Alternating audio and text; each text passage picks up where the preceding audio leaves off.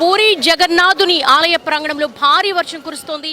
ఈ భారీ వర్షాన్ని కూడా లెక్క చేయకుండా అసంఖ్యాకంగా భక్తజన సందోహం రథోత్సవాన్ని చూసేందుకు ఇక్కడ బారులు తీరి ఉన్నారు.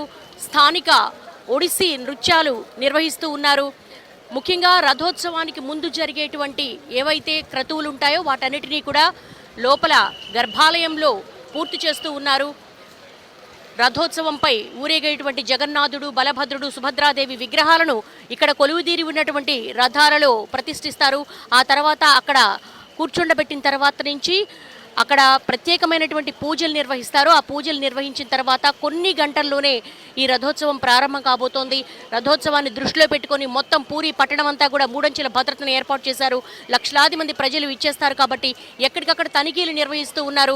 ఇక్కడ స్థానికంగా ఉన్నటువంటి సిటీ పోలీసులు కావచ్చు, ర్యాపిడ్ యాక్షన్ ఫోర్స్ కావచ్చు, సిఆర్పిఎఫ్, ఎన్డీఆర్ఎఫ్ సిబ్బంది అంతా కూడా సిద్ధంగా ఉన్నారు. ఆలయంలో ఒక క్రమ పద్ధతిలో ఇక్కడ యాత్రికులందరినీ కూడా ముందుకు తీసుకెళ్తూ ఉన్నారు.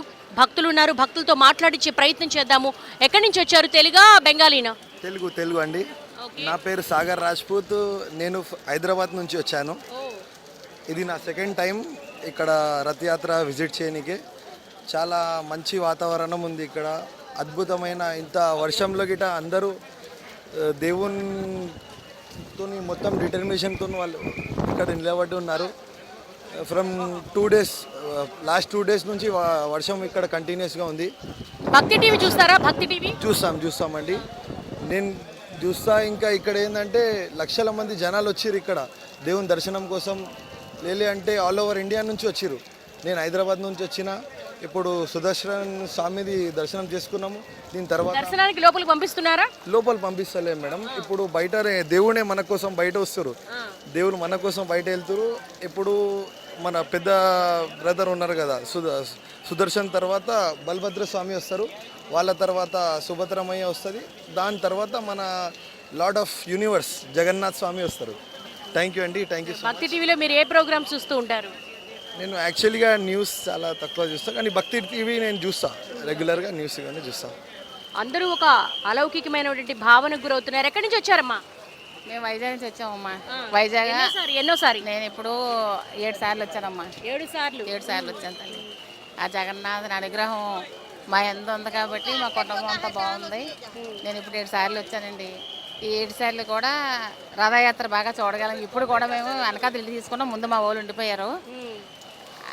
ఏర్పాట్లు ఎలా ఉన్నాయి? ఏర్పాట్లు బాగున్నాయండి. కాకపోతే ఒక్కటే కొంచెం మైనస్ పాయింట్ అండి. గుళ్ళోకి వెళ్ళినప్పుడు లేడీస్కి ఒక లైను, జెంట్స్కి ఒక లైన్ పెడితే బాగున్నాం. అదొక్కటే తప్ప అంతా బాగానే ఉంది. అదొక్కటే కొంచెం గవర్నమెంట్ రిక్వెస్ట్ చేసుకుందామని అని మీరు ద్వారా తెలుసు. వచ్చారు పూరి పట్టణానికి? మేము మొన్న వచ్చామండి. ఈ రోజు 3 రోజులైంది వచ్చి. దర్శనం చేసుకున్నారా? దర్శనం అయింది. పంపించారా? లోపల వచ్చిన రోజు లోపల పంపించారండి. దర్శనం అయింది. కాకపోతే చాలా ఇబ్బంది పడ్డామండి. అంటే అదే నేను చెప్తాను, లేడీస్ ఒకటి, జెంట్స్ ఒకటి అయితే సరిపోయింది. మంచినీళ్ళు, ఆహారం అంతా బాగుందా? అంత బాగానే ఉందండి. భక్తులు ఒక పూర్వజన్మ సుకృతంగా భావిస్తూ ఉన్నారు. మనం చూస్తున్నాము ఇక్కడ పచ్చ అలాగే ఎరుపు రంగులో ఉన్నది బలభద్రుడి యొక్క రథం. మొదటి రథాన్ని మనము చూస్తున్నాము, విజువలైజ్ చేస్తున్నారు. రథోత్సవానికి ముందు జరిగేటువంటి పూజా కార్యక్రమాలు వేద పండితులందరూ చేరుకున్నారు. మరికొన్ని గంటల సమయం మాత్రమే ఉంది. ఆ తర్వాత మధ్యలో సుభద్రాదేవి నలుపు ఎరుపు రంగులో వస్త్రాన్ని కప్పి ఉన్నటువంటి రథాన్ని మనం చూస్తున్నాము. అలాగే పసుపు ఎరుపు రంగులో ఉన్నటువంటి జగన్నాథ స్వామి అటు చివర ఉంది. ఈ 3 రథాల్లో కూడా వైదిక పూజల అనంతరం విగ్రహాలను లోపల ఆసనం మీద కూర్చుండబెట్టిన తర్వాత స్థానిక ఒడిస్సీ సాంప్రదాయం ప్రకారం ఇక్కడ ఉన్నటువంటి వేద పండితులు ప్రత్యేక పూజలు నిర్వహిస్తారు. ఆ తర్వాత జగద్గురువులు నిత్యానంద సరస్వతి స్వామివారు ఇక్కడికి విచ్చేసి జగన్నాథ స్వామికి తొలి పూజ నిర్వహిస్తారు. ఆ హారతి నిర్వహించిన తర్వాత ఇక్కడి నుంచి రథాలు ముందుకు సాగుతాయి. భక్తుల చేతుల మీదుగా ఒడిస్సీ నృత్యాలతో, స్థానిక డప్పు వాయిద్యాలతో జగన్నాథ స్వామికి జయ జయ ధ్వానాలు పలుకుతున్నారు, స్వాగతం పలుకుతున్నారు. అందరిలో ఒక ఉత్సాహం, ఒక ఉల్లాసం కనిపిస్తూ ఉంది. జగన్నాథ స్వామి రథోత్సవాన్ని కనులారా వీక్షించే సమయం ఆసన్నమైంది. స్వామిని ఒక్కసారి దర్శిస్తే చాలు తాముకు మోక్షం లభిస్తుందని ఒక ప్రగాఢ విశ్వాసం మనం చూస్తున్నాము. ఆలయం అంతటా కూడా భారీ వర్షం కురుస్తూ ఉంది. గత 3 రోజుల నుంచి కూడా విపరీతమైన వర్షాలు కురుస్తున్నప్పటికీ కూడా పూరి పట్టణం యావత్తు కూడా ఒక ఆధ్యాత్మిక శోభతో నిండిపోయింది. ఎందుకంటే పూరిలో అతిపెద్ద పండుగ అంటే అది జగన్నాథుడి రథోత్సవమే. జగన్నాథుడి రథోత్సవాన్ని తిలకించేందుకు దేశ విదేశాల నుంచి కూడా భక్తులు ఇక్కడికి విచ్చేస్తూ ఉంటారు. ఈ చుట్టుపక్కల ఉన్నటువంటి ఒడిషా రాష్ట్రంలో ఉన్నటువంటి చుట్టుపక్కల నుంచే కాకుండా ఇతర రాష్ట్రాలు, ఆంధ్రప్రదేశ్, ఇటు హైదరాబాద్, తెలంగాణ, మిగతా ప్రాంతాల నుంచి కూడా అనేక మంది భక్తజన సందోహం ఇక్కడికి చేరుకున్నారు. కొంతమందితో మనం మాట్లాడే ప్రయత్నం చేద్దాము. ఎక్కడి నుంచి వచ్చారు? తెలుగు ఆర్ ఒడియా? हिंदी हिंदी हिंदी आपको कैसा लग रहा है? बहुत अच्छा लग रहा है आके। पहले बार आ रहे हैं? हाँ फर्स्ट टाइम दर्शन करने आए थे, पर रथ यात्रा में फर्स्ट टाइम आ रहे हैं। कहाँ से है? सूरत गुजरात गुजरात से आ रहे हैं. ओके. कितने बार? पहली बार ही है, पहली बार है? पहली Okay, बार है। okay. సో बहुत अच्छा लग रहा है। ఓకే. నేను హైదరాబాద్ నుంచి వచ్చాను. ఎలా అనిపిస్తుందండి మీకు రథోత్సవం చూస్తుంటే? ఇది ఎన్నోసారి? This is the first time of my life and I actually requested God కి let me in and I didn't have pass but I know it's God's miracle that I'm standing right in front of you here. Great. Yeah so it's a wonderful feeling. Okay. Bhakthi TV చూస్తూ ఉంటారా కార్యక్రమాలు? Sometimes Okay. Yeah yeah thank you so much. అందరూ చాలా ఈ ఉత్కంఠత ఎదురు చూస్తూ ఉన్నారు. అందరూ కూడా ప్రతి ఒక్కరిలో కూడా ఒక అనిర్వచనీయమైన భావన కలుగుతోంది. कैसा लग रहा है? अच्छा बहुत अच्छा लग रहा है यहाँ पे आके। हम 3 साल से आते हैं। 3 साल से आ रहे साल से आ रहे हैं यार। आते तो है, सुविधा भी अच्छी है, डरने की कोई बात नहीं है। आओ दर्शन करने, दर्शन करो प्रभु का, अच्छा लगता है, खुशी होती है यहाँ आने से। बस हम भी खुशी के मारे हम कुछ बोल नहीं पाते हैं। जय जगन्नाथ जगत। అందరిలో ఒక భక్తిపూర్వక భావోద్వేగాన్ని చూస్తున్నాం. వారి కళ్ళల్లో ఒక ఆనంద భాష్పాలు చూస్తున్నాం. స్వామిని మేము దర్శించుకోవడానికి ఇక్కడ రథోత్సవంలో చూడడానికి విచ్చేసాము అని. ఎక్కడి నుంచి వచ్చారు? హిందీ. ఓకే. कहाँ से आए? ओडिशा से, यहीं पे बालेश्वर से। लोकल. ओके. ड्यूटी है हमारा, इसीलिए आए हैं। డ్యూటీ. हाँ। వాలంటీర్. ఓ, medical duty. Medical duty. So చాలామంది స్వచ్ఛందంగా కూడా ఇక్కడ వాలంటీర్స్గా వస్తున్నారు. ఎందుకంటే లక్షలాది మంది ప్రజలు వస్తారు.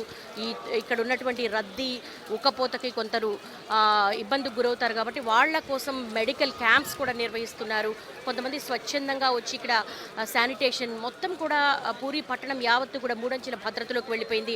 ఉదయం నుంచి కూడా ఎక్కడికక్కడ పోలీస్ పహారా మధ్య లక్షలాది మంది వస్తారు కాబట్టి ఎలాంటి ఇబ్బంది కలగకుండా, ఎలాంటి అపశృతి కలగకుండా గత అనుభవాలను దృష్టిలో ఉంచుకొని ఈ పూరి జగన్నాథుని యొక్క రథోత్సవం అంతా కూడా ప్రశాంతంగా నిర్వహించేందుకు పగడ్బందీ ఏర్పాట్లను అయితే చేశారు.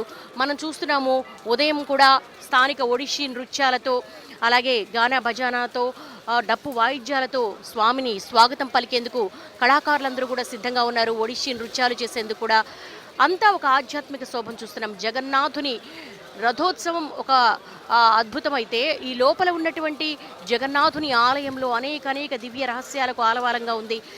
ఇక్కడ ఆలయ కట్టడం చాలా పురాతన కాలం నుంచి కూడా, ప్రాచీన కాలం నుంచి కూడా 12వ శతాబ్దంలో కళింగ వంశానికి చెందినటువంటి అనంగ భీమదేవుడు 12వ శతాబ్దంలో ఈ ఆలయాన్ని నిర్మించినట్టుగా శాసనాలు చెప్తున్నాయి. ఆ తర్వాత అనంగ భీమ దేవుడి తర్వాత గంగవంశపు రాజులు ఈ ఆలయ విస్తరణకు ఎంతో కృషి చేశారని కూడా చెప్తూ ఉంటారు. అంటే పురాణ పరంగా అలాగే ఇక్కడ చారిత్రక పరంగా కూడా అనేక కథలు ప్రాచుర్యంలో ఉన్నాయి. ముఖ్యంగా ఇక్కడ జానపద జాతర సంబంధించి కూడా ఇక్కడ స్థానికంగా ఉన్న ఒడిషీ సంప్రదాయం ప్రకారం కూడా స్వామివారికి అనేక విశేష పూజా కార్యక్రమాలు కూడా నిర్వహిస్తూ ఉంటారని కూడా పండితోత్తములు చెప్తున్నారు. ఈరోజు ఉదయం స్వామివారికి విశేషమైనటువంటి పూజా కార్యక్రమాలు నిర్వహించారు. ఎందుకంటే రథం మీద స్వామివారు ఆయన జగత్పతి, ఆ జగన్మంత కుటుంబానికి జగద్రక్షకుడుగా ఉన్నాడు కాబట్టి ఆ జగన్నాథుడు మరి ఇక్కడ ఉన్నటువంటి 3 కిలోమీటర్ల దూరంలో ఉన్నటువంటి గుండీచా తన పిన్ని ఇంటికి వెళ్తారు కాబట్టి ఈ వెళ్లే క్రమంలో సామాన్య భక్తులకు, పామరులకు, పండితులకు, అలాగే విఐపీలు ఎవరైనా సరే ఇక్కడ రోడ్డు మీద నిలబడి స్వామివారి రథోత్సవాన్ని వాళ్ళు కనులారా వీక్షించాలి. అంతేకాకుండా ఇది ఇక్కడ ఒక రాజవంశపు సంప్రదాయం కూడా వర్ధిల్లుతోంది. 12వ శతాబ్దం నుంచి కూడా ఇక్కడ స్వామివారికి రథోత్సవం నిర్వహణ ఎప్పుడైతే మొదలైందో ఆనాటి నుంచి కూడా ఈ పూరి పట్టణానికి సంబంధించినంత వరకు రాజవంశానికి చెందిన గజపతి రాజు ఇక్కడికి వేంచేస్తారు. బంగారు చీపురుతో స్వామి వెళ్ళేటువంటి మార్గం ఏదైతే ఉందో దాన్ని శుభ్రపరుస్తారు. ఆ శుభ్రపరిచిన తర్వాత ప్రత్యేక పూజల అనంతరం ప్రత్యేక హారతుల తర్వాత భక్తుల చేతుల మీదుగా వాసుకి తాడు ద్వారా ఈ 3 కిలోమీటర్లు కూడా భక్తుల చేతుల మీదుగా జగన్నాథుడు, బలభద్రుడు, సుభద్రాదేవి ఊరేగుతూ గుండీచ ఆలయానికి చేరుకుంటారు. ఆ ఆలయంలోనే 9 రోజుల పాటు ఉంటారు. ఈ క్రతువంతటికి ముందు 15 రోజులు ముందుగా స్వామివారికి జ్వరం వస్తుంది. ఆ జ్వరం ఎందుకు వస్తుంది? స్వామివారికి సంవత్సరానికి ఒక్కసారి మాత్రమే స్నానాన్ని నిర్వహిస్తారు, అంటే అభిషేకం. అది 108 కలశాలతో నిర్వహిస్తారట.